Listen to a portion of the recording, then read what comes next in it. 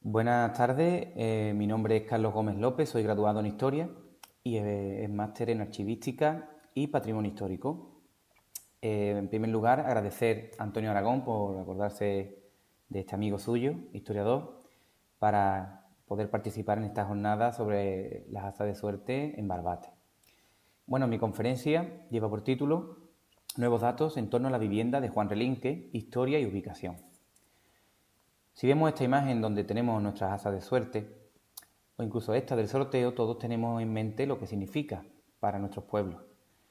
Pero bueno, esto va mucho más allá. No solamente es el momento en el que se celebra este sorteo, sino que el valor de este patrimonio inmaterial dentro de nuestro sentir es mucho más profundo y por eso, en este caso, el pueblo de Vejer está llevando a cabo esta candidatura a que las asas de suerte sean patrimonio cultural y material de la humanidad, a través de la UNESCO, y la verdad es que vamos por buen camino. Esperemos que pronto veamos sus frutos.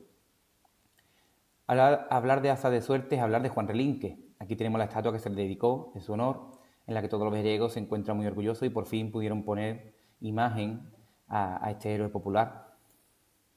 Juan Relinque ya obtuvo otros homenajes, como este de los años 70, en el que se descubrió un mosaico en su honor, donde todos los alcaldes del momento, como vemos en esta foto, se unieron para descubrir esa placa, sin distinción de colores políticos ni de otras razones, por la cual hacen grande a este personaje vejeriego. Esta imagen de Antonio Morillo abrazando la estatua de Juan Relinque es muy significativa. Podríamos decir que Juan Relinque es igual a Vejer. Pero Juan Relinque, ¿quién fue Juan Relinque? Los estudios históricos que tenemos de Antonio Morillo y Antonio Muñoz nos muestran toda su trayectoria en cuanto al pleito y algunas facetas de su vida personal. Gracias al pleito que se conserva en la Chancillería de Granada, tenemos muchos de estos datos, y también gracias a su testamento, que es quizás su elemento, su documento más personal. ¿Pero sabemos todo sobre Juan Relinque?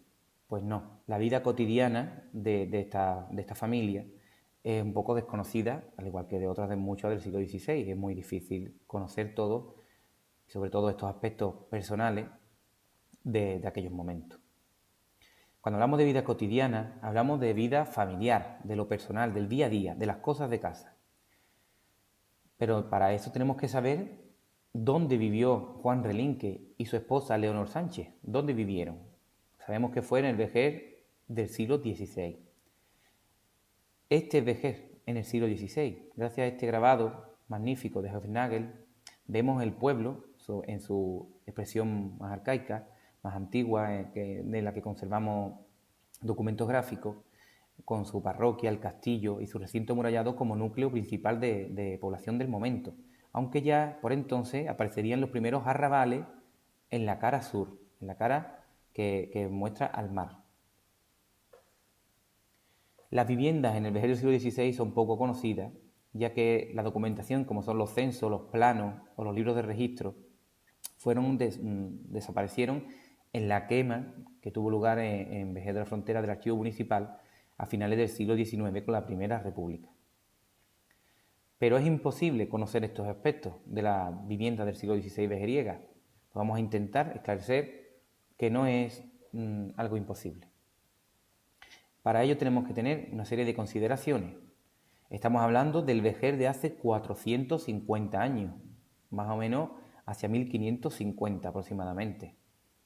También hay que tener en cuenta que cuando hablamos de alguna de esas casas se habla del titular popular. El titular popular sería aquella persona que vive en esa vivienda o que vive o ha vivido y se le conoce por ser una persona popular en el pueblo o porque lleve muchos años en ese lugar.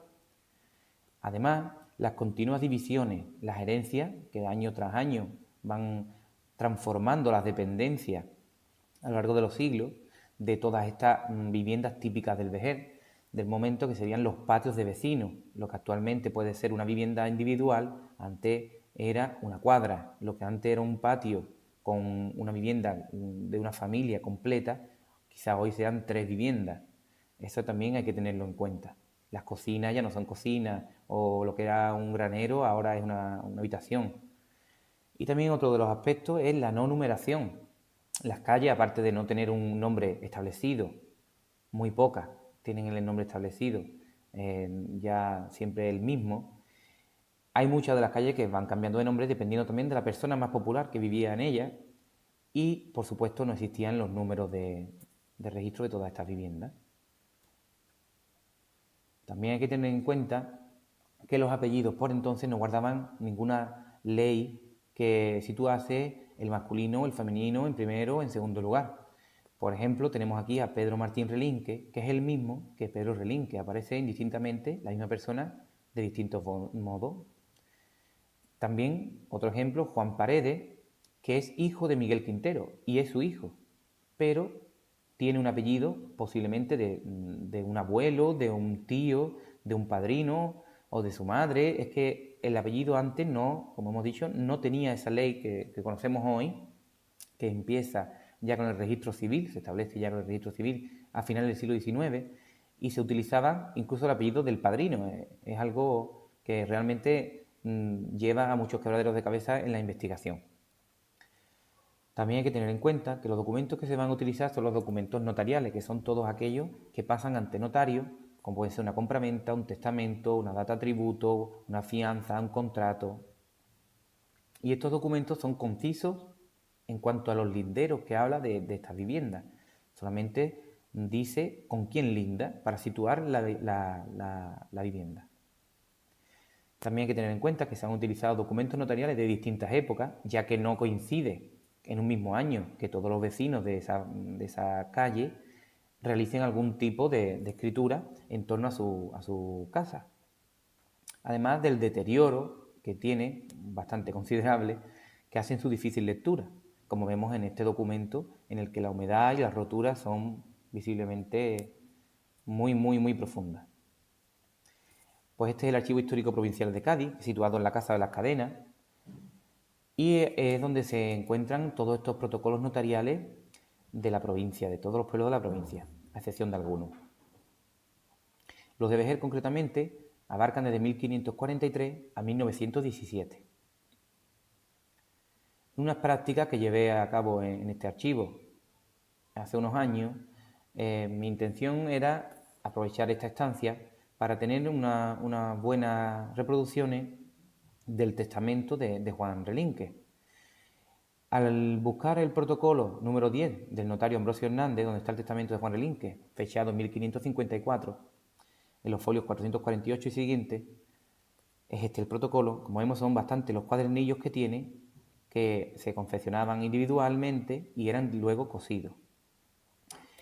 Me aparece mal cosido, por lo que eran unos folios posteriores, pero en otra posición, una data atributo, que la otorgaba Juan Relinque y su esposa Leonor Sánchez, a favor de Juan de Amaya, en 1554, pero esta vez en julio, unos meses antes de otorgar testamento. Este es el documento que vemos, su primera página, y aquí tenemos el documento completo, donde se aparecen todas las referencias a una serie de bienes en los que se impone un tributo. Aquí al final vemos la firma de los testigos y del otorgante, Juan Relinque. Aquí vemos perfectamente su rúbrica, Relinque, ya de una edad avanzada y que se ve en la grafía de una manera perfecta. Este documento nos hace ver todas las personas que estaban en ese momento presentes ante la escritura y el escribano, que sería en su propia casa, porque dice en las casas de mi morada. Y está Juan Relinque, como es lógico, su esposa Leonor, Juan de Amaya, que es el que recibe este tributo, que era alcalde de la justicia de la villa, Gonzalo de Trujillo, que era el alcalde, y Ambrosio Hernández, que era el notario. Pero además los testigos Bartolomé de Amaya, que era regidor, Pedro Martín López y Juan de las Casas. Como vemos, todos son personas de renombre en la localidad. Por tanto, vemos que esta escritura no se lleva a cabo como otra cualquiera. Juan Relinque ya era conocido en ese momento y tenía cierto prestigio social dentro del pueblo. El encabezamiento de este documento es bastante bello. Bueno, es como todos los de la época, pero es bonito al leer, que dice: sepan cuantos esta carta vieren como yo, Juan Relinque, y yo, Leonor Sánchez, su mujer, vecinos que somos de la villa de Vejer. Al leer esto yo me emocioné pues era un documento inédito hasta el momento. ¿Pero qué es una imposición de tributo? Pues verá, una imposición de tributo que hace sobre su hacienda de 2.250 maravedíes anuales Juan Relinque y Leonor, sobre su propia hacienda. Y se lo vende, este tributo, es decir, lo impone y se lo vende a Juan de Amaya, que era el alcaide de la justicia. A cambio, Juan de Amaya paga 22.500 maravedíes. ¿Qué pasa aquí? Juan Relinque lo que va a recibir en ese momento son 22.500 maravedíes y él luego, anualmente, sobre su propia hacienda, pagará 2.250. Esto, en la práctica actual, sería un préstamo. Lo que sucede es que en el momento estaba prohibido y se hacía de esta manera. Se hacía con una serie de artimañas, como ya, por ejemplo, conocemos otro préstamo que se realizó en la ciudad de Cádiz, también para el pleito de Juan Relinque de las asas de suerte, a través de una serie de telas, pues en este caso sobre la propia hacienda de Juan Relinque. ¿Sobre qué bienes impone este tributo? Pues bien, son estos que vemos aquí señalados en el documento, que son las casas de su morada, donde vive, unas viñas en Fuente Cubierta, otra casa, que tampoco conocemos su existencia aún, y unas tierras en Majaarta, que está en la zona de Nájara.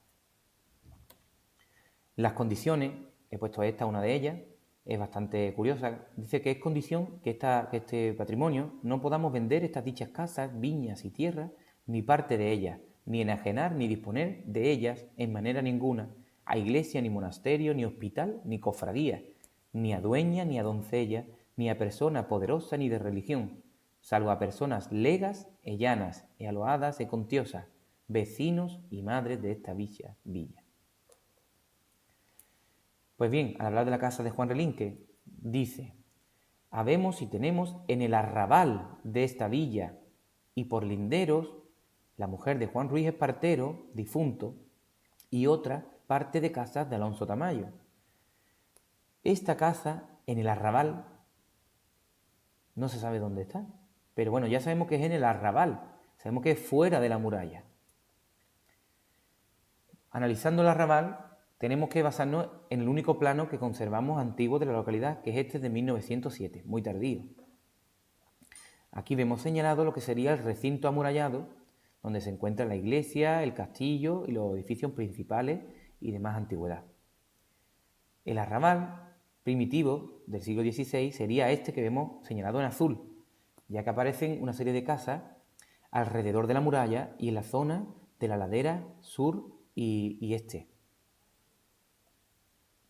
También hay otro arrabal que hay que tener en cuenta, que sería el arrabal de la Barca, que es estas líneas verdes que vemos como la subida, y en naranja vemos lo que sería la pequeña población que entonces tenía Vejer en la Barca, que era su puerto fluvial del momento.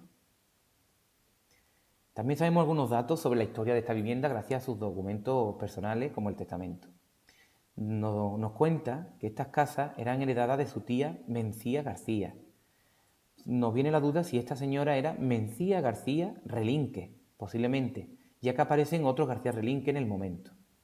Además, también puede ser que esté ligado al apellido García, ya que vemos una Juana García, que es hija de Martín Hernández Relinque, que sabe escribir y firmar, que es algo muy curioso que una mujer en aquel momento supiese firmar y escribir entonces.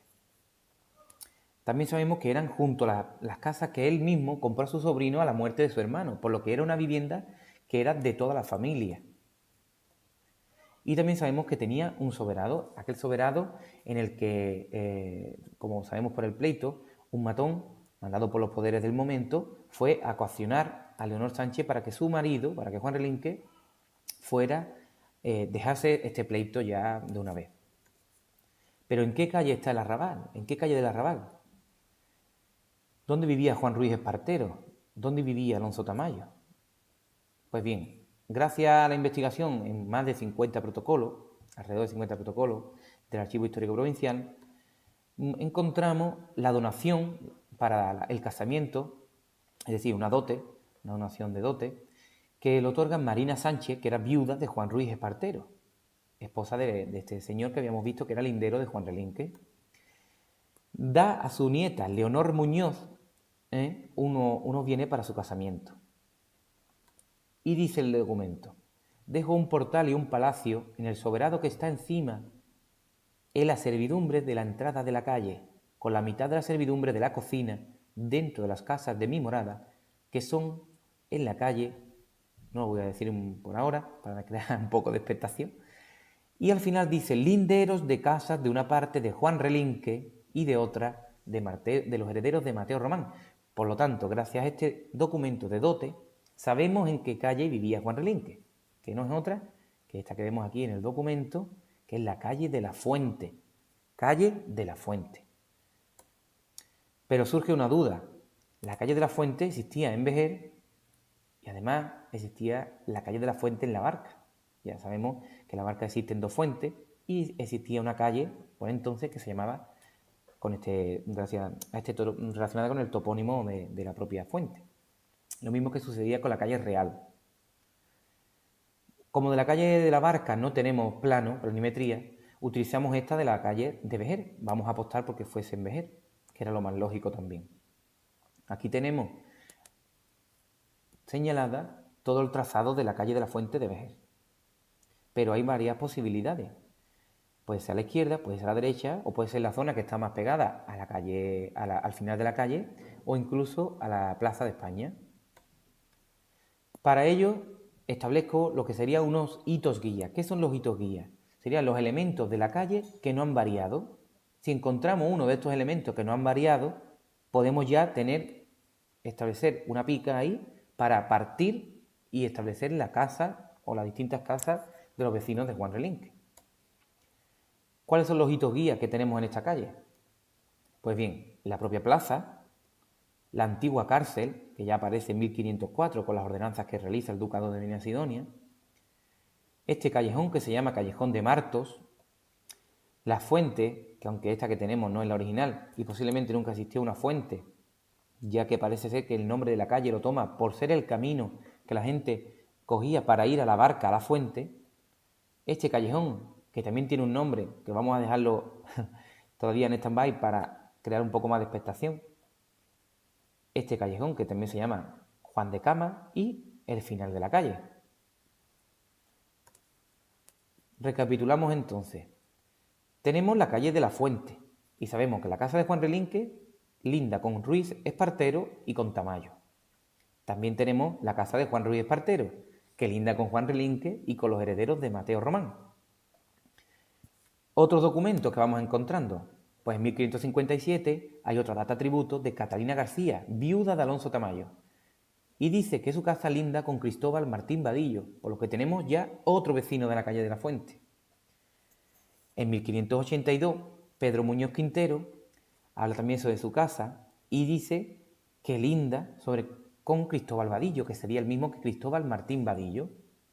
Por lo tanto, tenemos otro lindero más. Y ya este, que es el definitivo, en 1596, Juan Quintero, que es hijo de Pedro Sánchez Quintero, le deja a su sobrino, le traspasa a Francisco Quintero Aparicio una serie de caballerías de tierras en Urdiales, que eran propiedad de la fábrica de San Salvador, de la parroquia de esta villa de Vejer. Y por seguridad y saneamiento de la paga de estos 25 ducados y medio que se hacen anuales, hipoteca sus casas, las casas de su morada, que son en la calle de la Fuente, y dice linde de la cárcel y de casas de Miguel Martín Cruzado. Ya tenemos la cárcel como uno de estos hitos guía. Por lo tanto, sería en este ala de la calle. Luego, bueno, antes de terminar, sabemos que es en este ala de la calle, pero sabemos si es de la cárcel hacia la plaza o de la cárcel hacia el fin de la calle. Pues bien, para terminar este documento, ya mucho posterior, de Francisco Román Relín, que es el testamento que otorga en 1648, habla sobre unos aposentos que él compró a un cuñado suyo en la calle de la Fuente. Y dicen que estos aposentos lindan con Sancho Daza Gómez y con Juana Benítez Román, que era su esposa. Dice que era sobrina de Leonor Román y hermana de Juan Román Benítez. Por lo tanto, esta familia serían los herederos de Mateo Román que veíamos en el otro documento. Además de ser otro lindero, el callejón. Por lo tanto, recapitulamos de nuevo, ya tenemos las casas de Juan Relinque, de Juan Ruiz Espartero, de Alonso Tamayo, de los herederos de Mateo Román, de Martín Cruzado, de los Quinteros y dos hitos guías, la cárcel y el callejón. Por lo tanto, esto que tenemos señalado sería el tramo donde se situaba la casa de Juan Relinque. En rojo, todos los huecos de los antiguos patios que hoy día están transformados en más de una vivienda. Pero aquí, gracias a esta vista, vamos a decir, aérea, vemos que los patios coinciden unos con otros, por lo que serían una misma casa. Aquí señalamos los perímetros de cada una y vemos la cárcel, la casa que fue de los Quinteros, la casa de los Martín Cruzado, la casa de los Tamayo, la vivienda de los Relinque, la de Ruiz Espartero y la de los herederos de Mateo Román. Y curiosamente, por eso antes no lo quise desvelar, este callejón aparece en el registro de la propiedad del siglo XVIII y XIX como Callejón de Mateo Román, por lo que no hay duda de que este callejón y esta casa coincide con lo que habíamos visto en los documentos del siglo XVII. En la actualidad, la casa de Juan Relinque, la casa de Juan Relinque se encuentra en la calle de la Fuente y todas estas casas que hemos visto serían las que coinciden con los números 12 al 30 de la calle. La cárcel, los Quinteros, la de los Martín Cruzado, la casa de los herederos de Tamayo, y esta sería la casa de Juan Relinque. La calle de la Fuente actual, 24 y 26. Aquí vemos el patio que está porticado y que curiosamente hay una tapia que divide la otra mitad del patio que está en el número 26, donde también aparecen estos mismos arcos, por lo que sería una vivienda que antiguamente solamente era una, aunque actualmente son dos. También vemos elementos de gran antigüedad dentro de esta vivienda, como estos arcos de la cocina, o incluso uno de los soberados que posiblemente fuera aquel en el que Leonor Sánchez se vio asustada por este serrano, que se llama Juan Serrano. También este dintel de puerta tan bonito de piedra del momento nos hace pensar que pudo ser incluso obra de Juan Relinque. Juan Relinque era cantero, como ya sabemos, y quien quita que interviniese en esta puerta. Luego continúa la casa de Ruiz Espartero, donde vemos también un soberano arriba, que sería coetáneo a la anterior, y la casa de los herederos de Mateo Román, además del callejón que ya delimita todas estas viviendas. Para cerciorarnos de todos estos datos, gracias al registro de la propiedad, que ya empieza a finales del siglo XIX, se analizaron estas viviendas y curiosamente esta casa, aún que señalo, era de los herederos de Manuel Muñoz Márquez, que se apodaba Cruzado. Coincide con aquellos Martín Cruzado, que entonces eran de apellido, del siglo XVI. Y esta otra, que le continúa, todavía en el siglo XIX, vivía Pedro Tamayo Benítez, que era hijo de María Tamayo. Por lo tanto, todavía la familia Tamayo seguía viviendo en esa ubicación. Aquí vemos la vivienda y señalo la iglesia de San Juan de Letrán, el antiguo Hospital de la Misericordia, que era también donde Juan Relinque encargó muchas de sus misas, ya que era la iglesia que tenía más cercanía a su casa, que sería en este punto, donde se colocó la placa. Este sería el recorrido que Juan Relinque haría para ir a la iglesia, entre otras, dentro de otros templos de Vejer, a esta iglesia, y también posiblemente fue el trayecto que realizó el féretro después de fallecer en aquel 1554. En 2018 se colocó esta placa en honor a este matrimonio protagonista de la defensa de la asa de suerte del siglo XVI, y así pudimos crear un lugar, incluso vamos a decir de peregrinación, un lugar de culto a Juan Relinque aún más, un lugar donde vivió Juan Relinque, el lugar donde estuvo su casa, que posiblemente, aunque no fuera la actual, por las distintas remodelaciones llevadas a cabo durante los siglos, sí sería el lugar donde estuvo Juan Relinque, donde vivió y donde murió. Por lo tanto, muchas gracias y espero que os haya gustado esta conferencia y os guste y vengáis a conocer el lugar donde vivió Juan Relinque. Gracias.